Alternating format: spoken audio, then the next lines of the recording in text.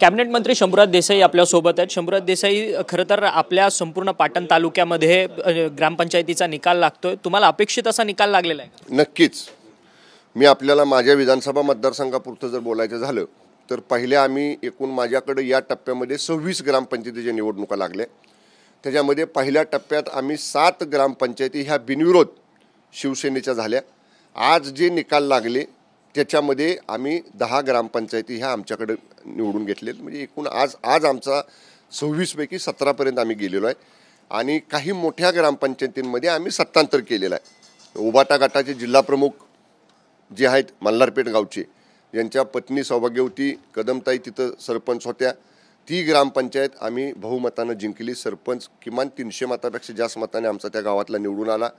प्रांतिकचे काँग्रेस पक्षाच्या प्रांतिकचे सदस्य, प्रदेश काँग्रेसचे सदस्य हिंदराव पाटलांच्या मंदरूळ गावामध्ये आम्ही सत्तांतर केलं, तिथंही आमचा सरपंच निवडून आला। कुसरूनसारखी एक मोठी ग्रामपंचायत होती, तिथंही आम्ही सत्तांतर केलं। लोकांनी विकास कामाच्या बाजूने कौल दिलेला आहे आणि जी भूमिका माननीय मुख्यमंत्री एकनाथजी शिंदे साहेबांच्या नेतृत्वाखाली 1.5 वर्षापूर्वी आम्ही स्वीकारली, ती भूमिका आमच्या मतदारसंघातल्या सुद्धा मतदारांना पटलेली आहे आणि त्या भूमिकेबरोबर आमचे मतदार आहेत हे त्यांनी लोकशाही मार्गाने आजच्या निकालात दाखवून दिलेला आहे। खरं तर आदित्य ठाकरे सुद्धा मल्हारपेठमध्ये आलेले होते, त्यावेळेस त्यांनी वक्तव्य केलं की पुढचा आमदार शंभूराज देसाई नसणार म्हणून। आता त्यांनी 261 विधानसभा मतदारसंघाच्या आमदाराबद्दल वक्तव्य ज्या गावात येऊन केलं, ज्यांच्या ब्रीफिंगवरनं केलं, ते त्यांच्या उबाटा गटाचे जिल्हा प्रमुख ते स्वतःची ग्रामपंचायत टिकवू शकले नाहीत। हे बघा, पूर्वी आम्ही जेव्हा शिंदेसाहेबांच्या शिंदेसाहेबांच्या नेतृत्वाखाली उद्धव साहेबांबरोबर होतो, उद्धव साहेब येऊन गेले किंवा कोणी ठाकरे परिवारातला सदस्य येऊन गेला तर आम्ही एवढं चांगलं वातावरण वर्षोनवर्ष त्या गावातल्या भागात ठेवायचो। आता ह्यांना साधं युवराज स्वतः आदित्य साहेब तिथं येऊन गेल्यानंतर ग्रामपंचायत टिकवता आली नाही, त्यांनी विधानसभेच्या भाषा कराव्यात। त्यामुळे मी एवढंच सांगेन मान्य आदित्य साहेबांना की ठीक आहे, कोण काय सांगतं म्हणून तुम्ही वक्तव्य करता तिथं लोकांना बरं वाटावं म्हणून, पण त्याला अशा पद्धतीनं जर पुढं लोकांनी फटकारलं किंवा लोकांनी झिडकारलं, नाकारलं तर कळत न कळत तुम्हाला सुद्धा आपण काय बोललो होतो याचा विचार करण्याची वेळ येते। ठीक आहे, ते बोलून गेले असतील, मला त्यांना एवढं काय त्याच्याबद्दल म्हणायचं नाही, पण लोक आमच्याबरोबर आहेत। मान्य शिंदेसाहेबांच्या नेतृत्वाखाली आम्ही स्वीकारलेली भूमिका लोकांनी जनतेने मान्य केलेली आहे, ती नम्रपणाने स्वीकारून अधिक मजबूत शिवसेना करण्याचं काम आम्ही करू। खरं तर पैशांचा मोठ्या प्रमाणात वापर या ग्रामपंचायतीच्या निवडणुकीमध्ये झाला असा थेट आरोप तुमच्या आता विरोधकांकडनं केला जातो। रोहित पवार देखील हेच म्हणतात आता। दुसरं काय मग ते म्हणणार? दुसरं त्याला म्हणायसारखं काही नाहीच ना, कारण त्यांनी लोकांसाठी काही केलं नाही, हातात सत्ता असताना काही केलं नाही। 2.5 वर्ष ते महाविकास आघाडीच्या चाव्या त्यांच्या हातात होत्या, रिमोट कंट्रोल त्यांच्या हातात होता मान्य पवार साहेबांच्या, त्यावेळी काही केलं नाही। आणि आता जेव्हा आम्ही करतोय हे ज्यांना बघवत नाही, आता असं जर म्हणाल तुम्ही की एवढा प्रचंड कौल मतदाराने दिला, या मतदारांना जर तुम्ही म्हणाल पैशाचा वापर करून त्यांनी हा दिला, म्हणजे एक प्रकारे तुम्ही लोकशाहीमध्ये मतदारांनी जो कौल दिलाय त्यालाच एक प्रकारे गालबोट लावायचा प्रयत्न तुम्ही करताय। त्यामुळे ठीक आहे, पराभवाला कारणं द्यावी लागतात, शोधावी लागतात। तसं आहेत, विचारवंत आहेत रोहितदादा, त्यांनी काही कारणं अगोदरपासून शोधून ठेवली असतील। आता पराभव झाल्यावर काय म्हणायचं? मग असं म्हणायचं का जिथं तुम्ही निवडून आला महाविकास आघाडी तिथं तुम्ही हा प्रयोग केला असं आम्ही म्हणणार नाही। आम्हाला माहिती आहे ना की असं आम्ही कधीच बोलणार नाही, कारण शेवटी ह्या निवडणुका ह्या लोकांनी हातात घेतलेल्या असतात। गावातला कारभार चांगला नसला लोक उठाव करतात, गावातला कारभार चांगला असला लोक त्यालाच पुन्हा संधी देतात। त्यामुळे रोहितदादांना हे सगळं माहिती आहे, पण आता पराभव का झाला ह्याचं कारण काहीतरी लोकांना दिलं पाहिजे म्हणून ते काहीतरी कारण देण्याचा प्रयत्न करतात। त्यांना काय म्हणायचं ते म्हणू द्या। खरं तर मराठा आरक्षणाच्या संदर्भात जस्टिस शिंदे यांच्या कमिटीची आता मंत्रालयात बैठक सुरू आहे। सर, कुणबी प्रमाणपत्र ज्यांचे दाखले आहेत, त्यांना ज्यांचे पुरावे आहेत त्यांना कुणबी प्रमाणपत्र देण्याच्या संदर्भातली आता प्रोसेस सगळी सुरुवात झालेली आहे। परंतु काल मुख्यमंत्री एकनाथ शिंदे हे आपल्या दरे गावामध्ये असताना काही महिलांनी खरं तर कुणबीमधनं आरक्षण घेण्यासाठी त्यांनी विरोध केला आहे। मराठ्यांना स्वतंत्र आरक्षण द्यावं या संदर्भातली मागणी जी आहे ती मुख्यमंत्र्यांसमोर आता जोर धरून काय आहे याच्यामध्ये। कोकणामधले सुद्धा अनेक गावांच्या ग्रामसभा झाल्या, कोकणामध्ये अनेक तालुक्यांच्या सभा झाल्या आणि काही लोकांनी कोकणामधल्या भूमिका स्वीकारली की आम्हाला स्वतंत्र मराठा आरक्षणच पाहिजे, आम्हाला कुणबींमधनं नको आहे। आता लोकांना ही जनतेची मागणी आहे, मराठा समाजातल्या लोकांची मागणी आहे। आपण स्वतंत्र आरक्षणाच्या बाबतीत जे क्युरिटी पिटिशन आहे सुप्रीम कोर्टामध्ये त्याच्यावरतीही आपण काम करतोय। 3 माननीय सेवानिवृत्त हायकोर्ट जज साहेबांचे आपण एक सल्लागार मंडळ स्थापन केलेलं आहे. ते सल्लागार मंडळ आपल्याला क्युरेटिव्ह पिटिशन एक्सपर्टाईट कसं करायचं, ते कशा पद्धतीनं आपल्या बाजूने होईल ह्याच्यासाठी कुठल्या बाजू मांडायच्या, हे काम एका बाजूला सुरू आहे. आणि मान्य जरांगे पाटील साहेब जसं म्हणतात की महाराष्ट्रातल्या सगळीकडचे कुणबी प्रमाणपत्राचे पुरावे शोधा, तर जस्टिस शिंदे साहेबांची कमिटीला 2 महिने मुदतवाढ देऊन तेही काम जस्टिस शिंदे साहेबांची कमिटी करते आहे. त्या दोन्ही बाजूची कामं आपली या ठिकाणी सुरू आहेत.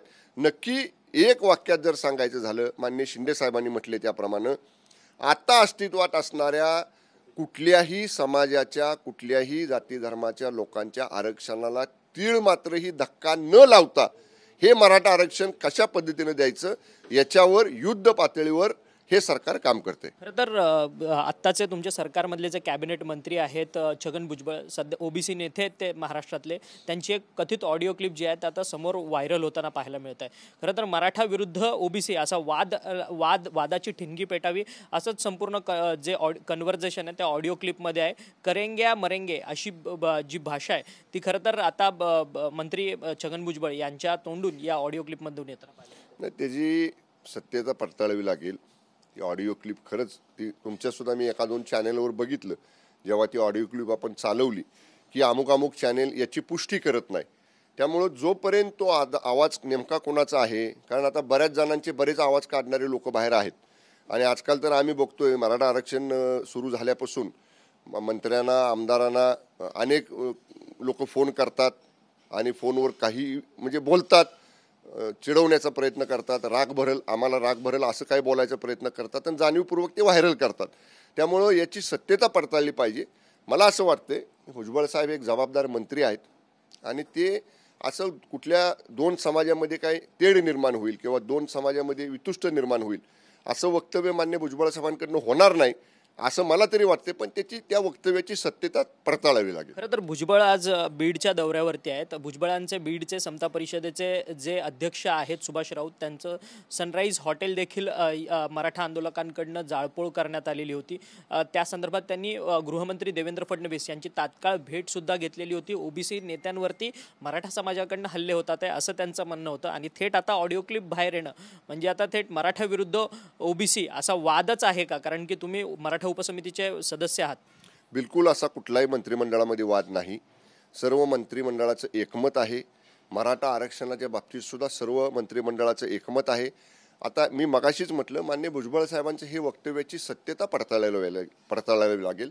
त्यांचाच आवाज आहे का, तेच बोललेत का? जोपर्यंत ते पुढे येत नाही किंवा जोपर्यंत मान्य भुजबळ साहेब याच्यावर स्वतः काही माध्यमांच्या समोर बोलत नाहीत तोपर्यंत जर तर्कवितर्कावर अशा पद्धतीनं बोलणं मला तरी योग्य वाटत नाही. पण मंत्रिमंडळ उपसमितीचा सदस्य म्हणून मी एवढंच सांगेन की मराठा आरक्षणाच्या मुद्द्यावर कुठंही मतभिन्नता मंत्रिमंडळामध्ये बिलकुल नाही. एक वाक्यता मान्य शिंदे साहेबांच्या, फडणवीस साहेबांच्या, दादांच्या नेतृत्वाखाली आमच्या मंत्रिमंडळाची आहे. खरं तर मनोज जरांगे पाटलांनी आता तुम्हाला 2 महिन्याचा कालावधी दिला. 2 जानेवारीपर्यंत हा संपूर्ण वेळ तुमचा कालावधीचा वेळ असणार आहे. 24 डिसेंबर की 2 जानेवारी असा त्यामध्ये सुद्धा गोळ आहे. आणि त्यातच मनोज जरांगे पाटलांनी 1 डिसेंबरपासून मराठा बांधवांना आव्हान केलंय की साखळी उपोषण करा म्हणून.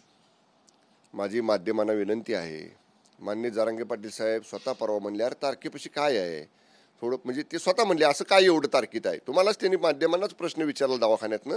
पण ठीक आहे, जी तारीख मान्य जरांगे पाटील साहेबांच्या बरोबर चर्चा करताना सरकारने त्यांच्याजवळ मान्य केली असेल ती तारीख आम्हाला सगळ्यांना मान्य असेल. आम्ही काम लगोलग चालू केलं. जरांगे पाटील साहेबांचं उपोषण सुटलं, दुसऱ्या दिवशी महाराष्ट्रातल्या सगळ्या जिल्हाधिकाऱ्यांची बैठक सीएम साहेबांनी घेतली.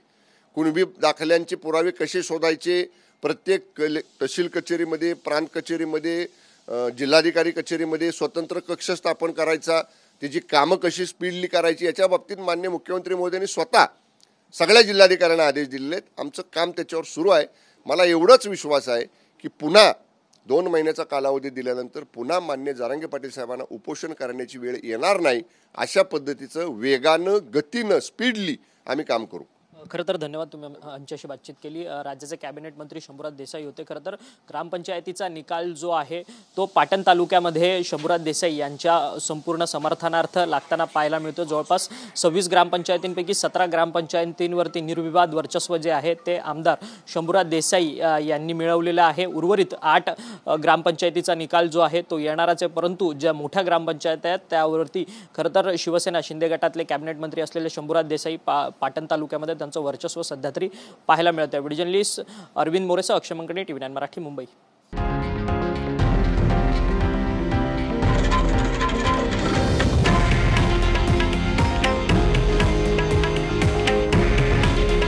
हे आहे देशातील नंबर 1 न्यूज नेटवर्क आणि आपण पाहत आहात TV9 मराठी. काळजी तुमची, हित महाराष्ट्राचं.